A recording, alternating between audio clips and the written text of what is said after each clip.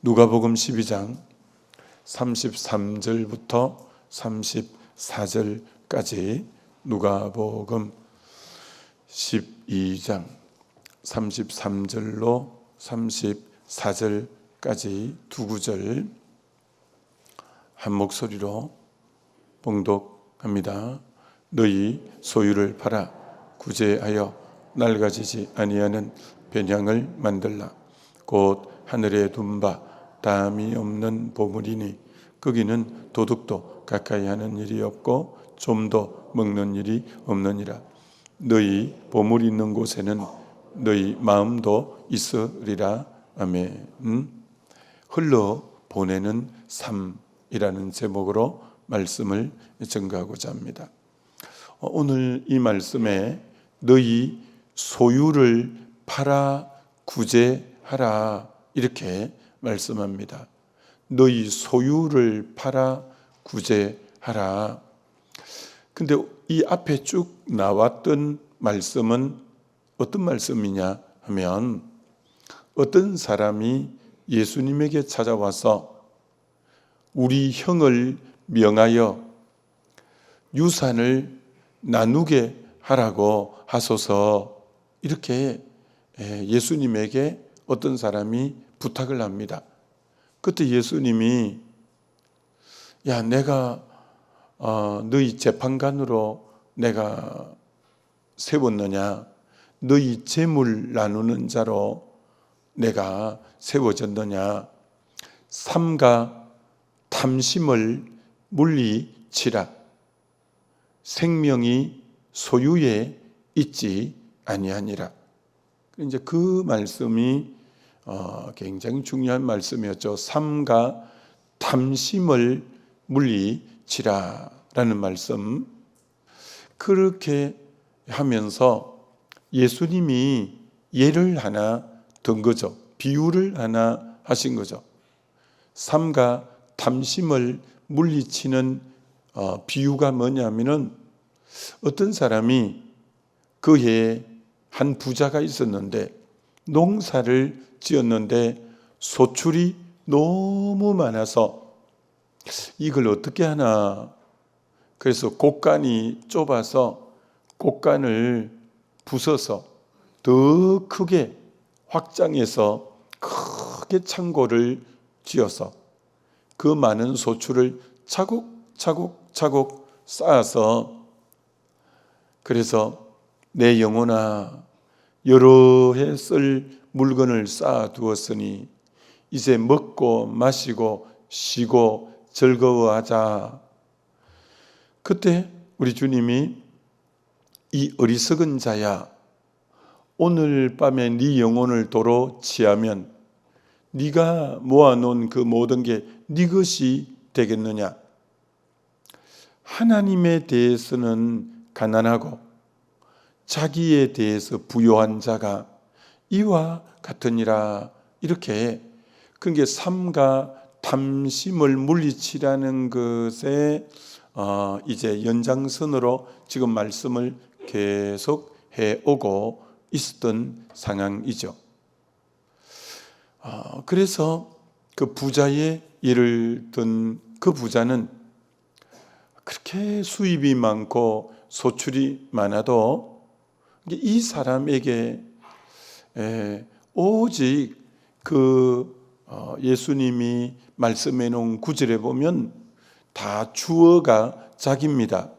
내가 내 곡간을 헐고 내 모든 곡식과 물건을 내가 내 영혼에게 이르되, 이게 전부 내가 이게 자기 철저한 자기 중심적인 사람입니다. 이 사람의 삶에는 없는 게 뭐냐면 이웃이라는 게 전혀 없습니다. 오직 자기만을 위한 삶이지 이웃에게 나눔, 어떤 플로잉하는 이런 삶은 조금도 없는 철저한 자기중심적인 사람입니다. 나눔이나 베풀미나 이렇게 흘러보냄, 이런 류의 삶은 전혀 없는 그런 삶을 보여주고 있습니다. 근데 누가복음에는 네 사람의 부자가 나오거든요. 그 맨 첫 번째 부자가 방금 이 12장의 부자인데, 근데 16장의 부자도 삶의 양태는 달라도 삶의 그 중심은 똑같던 거죠. 고운 자색 베옷을 입고 날마다 호화로이 연락하는 부자가 있었다는 거예요. 이 부자 문 앞에는 거지가 피부병을 앓고 있는 거지가 한 푼 달라고 하는데, 조금도 자기는 제일 좋은 옷인 고운 자색 베옷을 입고, 그리고 잔치를 하루만 해도 그런데 날마다 호화로이 잔치를 베풀면서도 집 앞에 거지에게는 조금도 베풀미 없고 나눔이 없는, 전적으로 자기 중심적이고 자기만을 위한 그런 삶을 사는 부자에 대해서 말하고 있습니다. 세 번째 부자도 마찬가지입니다. 이 부자는 아주 젊은 나이에 부자가 됐고 관원이고, 그리고 영생에 대해서 관심도 있어서 예수님에게 나와서 어떻게 하면 영생을 얻겠습니까? 예수님이 이 사람의 중심이 물질이 주인이 되어 있는 것을 보고는 너 소유를 팔아 가난한 사람들에게 나누어 주고 그 다음 나를 쫓아라. 결국 근심하면서 돌아가 버리게 됩니다. 이 청년 부자도 가난한 사람들에게 나눌 마음은 전혀 없습니다. 전적인 자기 중심적이고 자기만을 위한 그런 부자입니다. 그런데 네 번째 부자는 다릅니다. 바로 누가복음 19장에 나오는 삭개오라는 부자인데, 이 사람도 전반부에는 앞에 세 명의 부자와 똑같은 원리로 세리장이 되어서 세금을 많이 착취하고 일정 부분만 로마 정부에 들여보내고 나머지는 자기가 착복함으로 굉장히 부자가 되었습니다. 남들이 욕을 하든 말든 세리라고 하든 매국노라고 하든 돈이 최고야 하면서 그렇게 부자가 악착스럽게 되어졌습니다. 그런데 이 사람에게는 삶의 변화가 왔습니다. 그 변화의 시점이 뽕나무에 올라가서 예수님을 보려고 하다가 삭개오야 내려오라. 오늘 내가 너 집에 유하여야겠다. 너는 아브라함의 자손이다. 이제 너에게 하나님의 구원이 임했다. 하나님이 그렇게 쭉 말합니다. 그래서 삭개오가 주님을 인격적으로 만나게 되고, 그 죄인의 대명사가 그 당시 세리와 창기인데, 그 죄인이 아브라함의 자손이 되고 오늘 너 집에 구원이 이르렀다는 말을 듣고 완전히 사람이 변화됩니다. 야, 사람이 은혜 받고 주님을 만나고 변화가 되니까 그렇게 자기 중심적인 사람이 주님, 내 소유를 팔아 절반을 가난한 사람들에게 나누어 주겠습니다. 내가 혹 토색한 일이 있으면 4배나 갚겠나이다. 야, 은혜 받으니까, 주님 만나니까 이 사람이 그 이기심이 해체가 되어 가난한 사람들에게 재산 절반을 주고 토색한 자들에게는 4배나 갚겠다고 하는 이런 굉장히 놀라운 대전환입니다. 누가 나눌 수 있냐? 누가 이웃을 생각하고 베풀 수 있냐? 은혜 받은 사람, 주님 만난 사람, 성령 충만한 사람은 이 나눔의 삶이 자연스럽게 되어지게 되어 있습니다. 그걸 대표적으로 보여주는 게 사도행전 오순절 성령 사건입니다. 사도행전 오순절에 성령이 임하자 사도행전 2장 45절에 또 재산과 소유를 팔아 각 사람의 필요를 따라 나눠주며, 그러니까 성령이 임하니까 이기심이 해체가 되고 이타적이 되어서 재산과 소유를 팔아 그 가난한 사람의 각 사람의 필요를 따라 나누어 주는 이 플로잉하는 삶으로 삶이 완전히 바뀌게 되죠.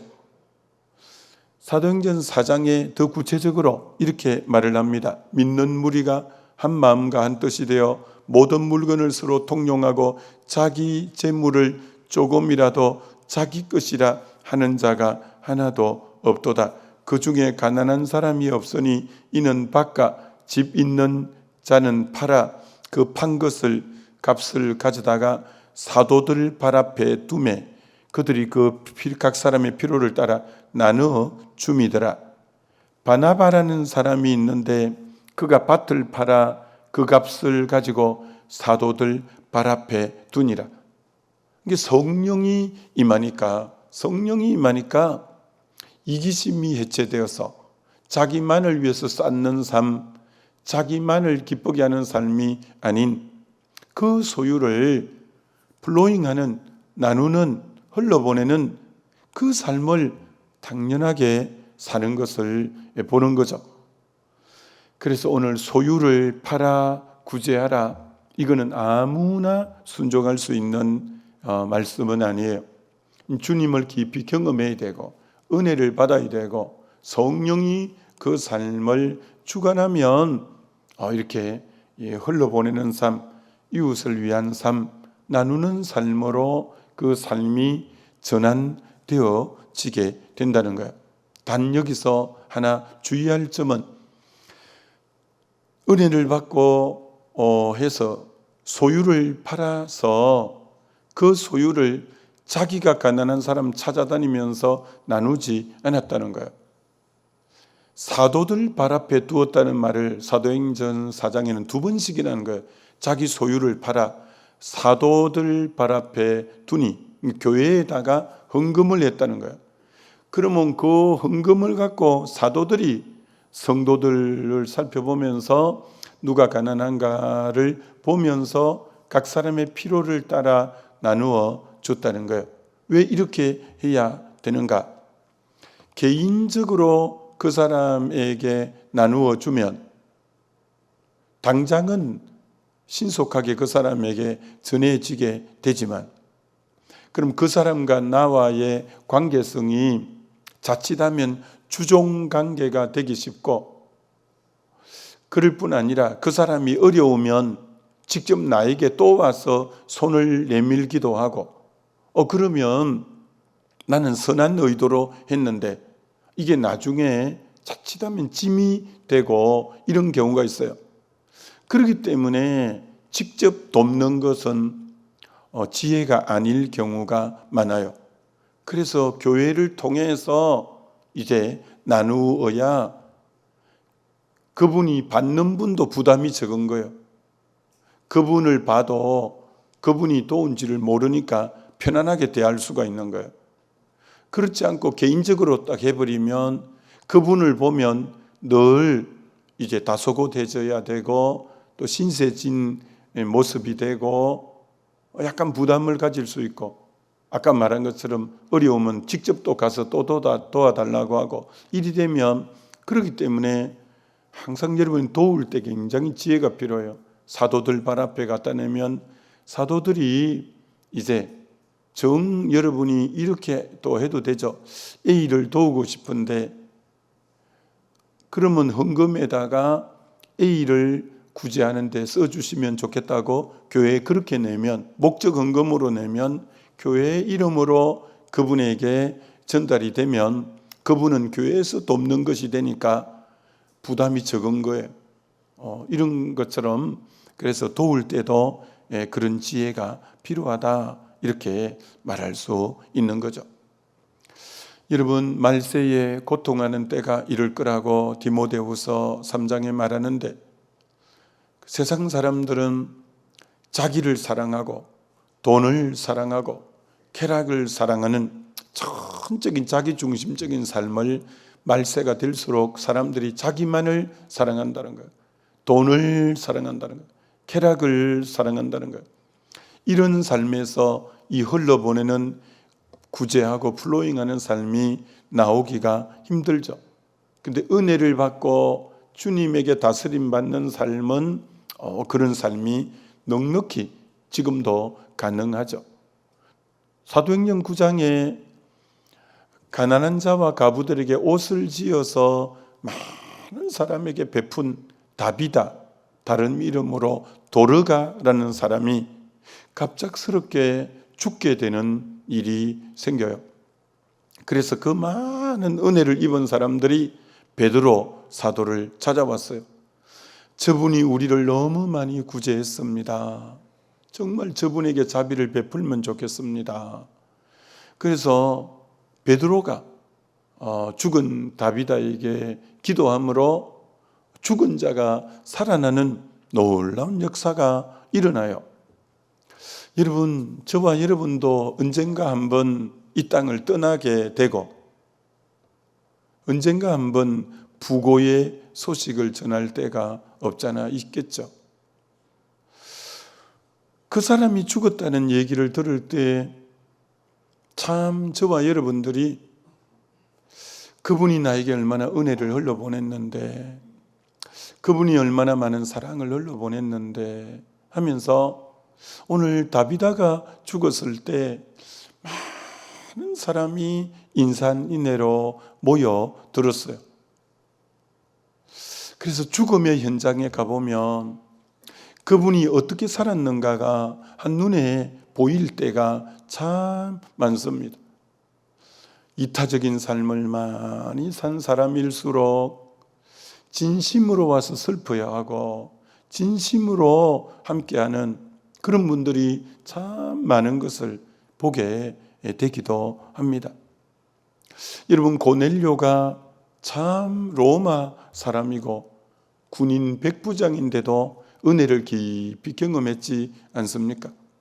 늘 기도하는 삶과 구제하는 삶을 살았는데 성경은 분명히 이렇게 말합니다. 고넬료의 기도와 구제가 하나님께 상달되어 기억하신 바 되었으니, 기억하신 바, 여러분이 주님 마음 주셔서 흘러보내는 구제의 삶은 하나님이 반드시 기억하신 바가 된다, 이렇게 말합니다. 여러분, 사람은 은혜를 모를 때가 많습니다. 사람은 참 그렇게 섬겼는데도 배신할 때도 있고 그래서 성경은 선을 행하다가 낙심하지 말지니 피곤하지 아니하면 때가 이르면 거두리라고 갈라디아서 6장에 말씀하는데, 사람 그래서 보고 하면 낙심이 많이 됩니다. 우리는 내 안에 성령이 감동 주셔서 내가 흘러보낸 거지, 저 사람 위해서 난 주님이 마음 주셔서 순종한 것밖에 없고, 그렇기 때문에 사람을 중심에 놓으면 내 마음이 상해서 다음에는 하고 싶지 않습니다. 그러나 나는 주님이 마음 주신 것 순종했을 뿐이다 라고 하면 낙심할 일이 없습니다. 그래서 선을 행하되 낙심하지 마라. 피곤하지 아니하면 때가 되면 너 다 거두게 될 거다. 그래서 오늘 고넬료의 이 구제가 상달이 됐다는 게 앞부분에 이제 10장 앞부분에 나오는데, 그래서 하나님이 고넬료의 기도를 듣고 그 구제를 상달받고 이에게 은혜를 베풀어야 되겠다. 그래서 욥바에 있는 시몬을 청해라. 그래서 베드로를 청하라고 하나님이 알려준 거예요. 그래서 욥바에 있는 베드로가 고넬료 집에 간 거예요. 고넬료는 은혜를 아는 사람이 되어서 자기만 은혜 받는 게 아니라 일가 친척까지 다 모아 놓은 거예요. 그리고 지배 국가의 군대의 백부장이 피지배 국가의 사람 앞에 절을 하는 거예요. 그 가족들이 전부 절을 하는 거예요. 납작 엎드려서. 그래서 베드로가 일으키면서 나도 사람이다. 나도 사람이다. 이게 마치 대하는 걸 신을 대하듯 그렇게 겸손하게 그렇게 대하는 거예요. 그러면서 고넬료가 하는 말이 얼마나 참 바른 말입니까? 오늘 하나님께서 당신을 통해서 우리에게 주시고자 하는 음성을 들으려고 우리가 여기 모였나이다. 하나님 음성을 듣고 싶다는 거예요. 단 이제 그 하나님은 자기 음성을 주님이 세운 주의 사람을 통해서 음성을 들려주니까 우리가 당신을 존중하는 것은 당신 자체이기보다 당신은 하나님의 말씀의 대언자이니까 우리가 마치 하나님께 대하듯 겸손하게 하는 것이 당신 자체가 대단한 건 아니죠. 당신 자체가 뭐 우리하고 다른 사람도 아닌 거고 단 당신을 우리가 존중하는 이유는 당신은 하나님의 말씀의 대언자의 통로이기 때문에 말씀을 가르치는 자를 배나 더 존경할 자로 알아라. 우리가 존경하는 이유는 그 자체가 대단한 사람이라서가 아니라 그는 하나님의 말씀을 대언하는 위치에 하나님이 그를 세웠기 때문에 우리가 그를 존중함으로 그를 통해 말씀을 받고자 하는 거죠. 그래서 우리는 구분할 필요가 있죠. 우리가 그 자체가 우상일 수는 절대 없는 거예요. 그는 통로에 불과한 거니까. 우리는 하나님 자체를 존중하는 거고 하나님 자체를 존중하다 보니 그의 음성을 대언하는 자도 우리가 그렇게 하는 거지 그가 뭐 특별했거나 뭐 그런 건 아니죠. 자, 그래서 참 고넬료의 가정에 그 기도와 구제가 상달되었을 뿐 아니라 하나님이 그 가정에 성령을 부으시잖아요. 성령을. 그래서 그 모인 사람들이 다 방언을 하고 성령을 체험하는 것처럼 참 희한하죠. 물질을 그렇게 이웃을 섬겼는데 하나님은 그 가정에 신령한 은혜를 부으시는 것도 보게 되는 겁니다. 그래서 이 모든 것이 다 연결이 되어져 있구나라는 것을 보게 되죠. 지난 주일 설교에도 루스에 대한 얘기를 했지만 사사마리업의 칠흑 같은 어두울 때 룻기가 그렇게 영롱한 별처럼 아름답게 빛나는 이유는 거기는 전부 자기 중심적인 사람들이 아니라 이타적이고 서로를 섬기고 흘러보내는 삶을 사는 얘기들이 넉 장에 기록되어 있기 때문에 룻기가 그렇게 아름답게 보이는 거예요. 시어머니가 그렇게 나이가 많으면서도 자기 형편 처지를 돌보기보다 며느리의 앞길을 열어주려고 너희들은 이 나라에 사람이니까 남아서 좋은 남편 만나 새로운 삶을 영위해 가면 좋겠다. 이게 자기를 생각하기보다 자기를 돌보지 않고 며느리를 더 귀히 여기려는 이타적인 중심이 있는 거예요. 룻이 아름다운 것은 아닙니다. 어머니의 하나님이 저의 하나님이고 자기 인생이 모함 여자가 선민들 속에 오면 괄시받는 게 당연하겠지만 자기를 돌보지 않고 어머니를 섬기기 위해서 자기를 내려놓고 그 어머니를 섬기기 위해서 그 이삭 죽기를 하면서 그렇게 남을 위해 배려하고 흘러보내는 삶이 너무 아름다운 거예요. 또 아름다운 사람이 나오는데 보아스라는 베들레헴의 제일 유력한 사람이 이방 여인이 자기 밭에서 이제 이삭 죽기를 하는 걸 보고 종들에게 명해 절대 함부로 룻에게 함부로 대하지 마라. 그리고 주먹을 너무 깍지지 말고 약간 느슨하게 지어서 좀 흘러 보내주라. 그리고 점심 먹을 때는 가까이 와서 떡에 초를 찍어서 먹고 여기 물 떠놓은 것도 시원한 물도 있으니까 마시라. 그렇게 배려를 해주는 거예요. 그걸 시어머니 나오미에게 얘기했더니 그가 우리 기업을 물을 자다. 너 오늘 내 말을 잘 들어라. 목욕 재개하고 몸에 향수를 바르고 그가 들판에 주수할 때는 들판에서 잠을 자니까 잠이 다 사람들이 들고 나면 그의 발치 있는데 이불을 들고 들어가서 그 이불 속에 들어가라는 거예요. 근데 이 보아스가 참 경건한 사람이고 귀한 분이에요. 누가 자다가 느낌이 있잖아요. 그래서 누가 이불 속에 있는 걸 보고는 이 이방 여인 룻인 거예요.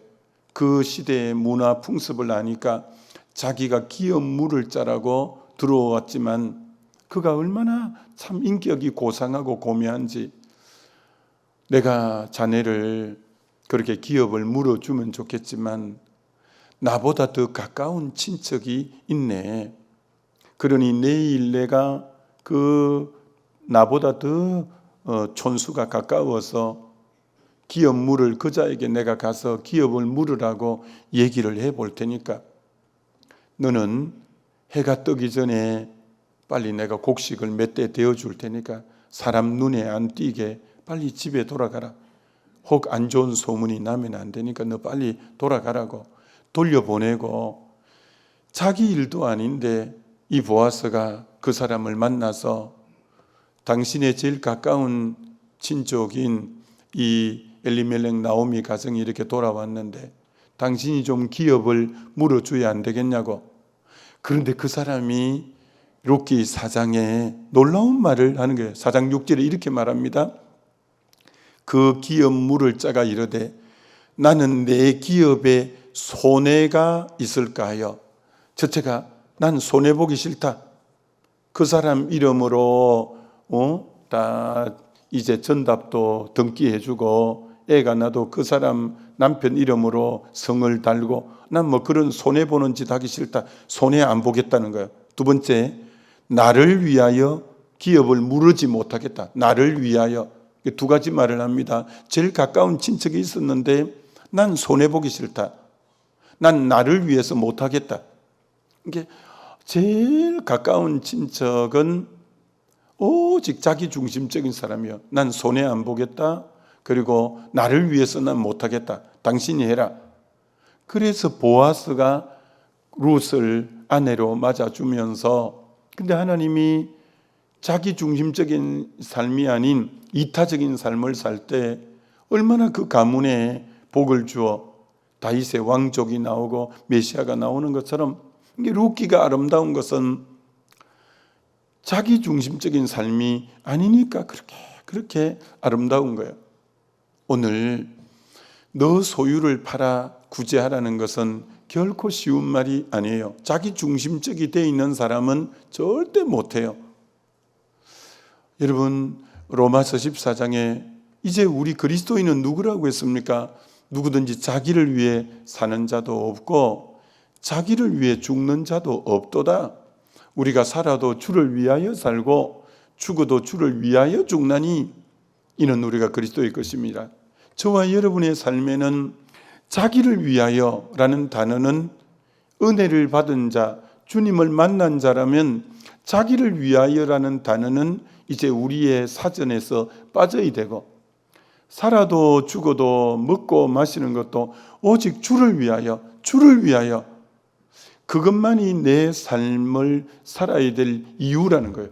이것이 주님의 영광이 되고 주님의 기쁨이 되고 주님을 위하는 것이 되는가? 이제는 자기를 위하여는 살아봐도 그건 다 썩어버릴 것이고 의미가 없는 것이지만, 조금이라도 주를 위하여 산 삶은 다 남는 삶이고 그건 남기는 인생이 되는 지혜로운 인생이 되는 거죠. 로마서 15장 1, 2절에 우리 강한 자가 연약한 자의 약점을 담당하고 자기를 기쁘게 하지 않고 이웃을 기쁘게 해야 된다. 자, 우리 강한 자가, 하나님이 나에게 강함을 주셨다. 이 강함은 다양하게 표현할 수 있겠죠. 강함은 물질적인 강함, 지적인 강함, 또 어떤 자리에, 높은 자리에 있는 강함, 여러 가지 강함이 있다면 그 강함을 자기를 위해서만 다 써버리는 인생은 그 의미가 없고, 그 강함이 내 주변에 연약한 자의 약점을 담당하는데 내 강함이 쓰임 받는다면 그건 귀한 삶이라는 거예요.